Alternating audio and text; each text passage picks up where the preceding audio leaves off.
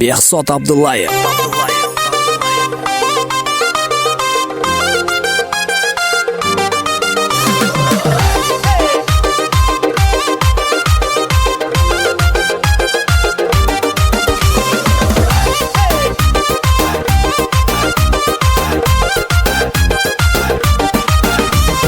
Lebleri krasivaya yanına varayım mı ya?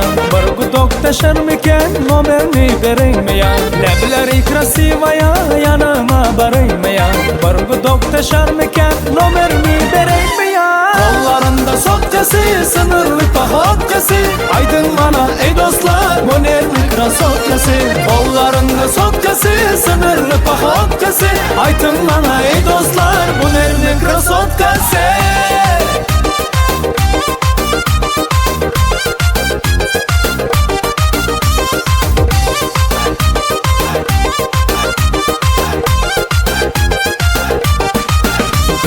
Duruşları bay bay yaktı beni vay vay. Pazar yolda duruldu Türkiye'ler haylaka. Duruşları bay bay yaktı bana vay vay. Pazar yolda duruldu Türkiye'ler haylaka. Kollarında sotkası, sınırlı pahotkası.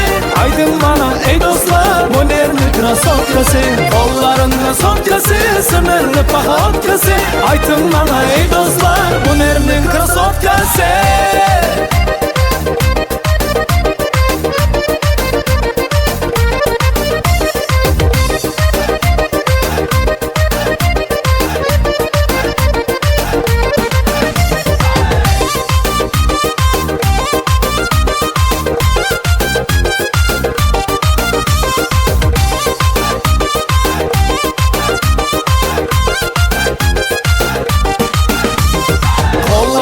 Sotkası, sınırlı pahotkası.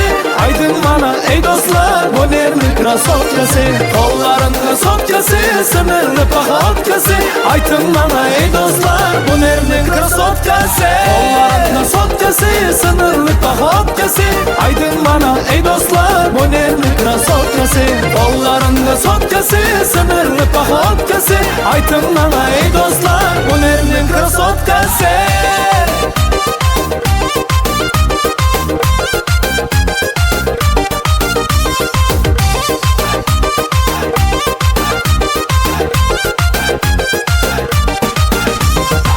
Behzod Abdullayev.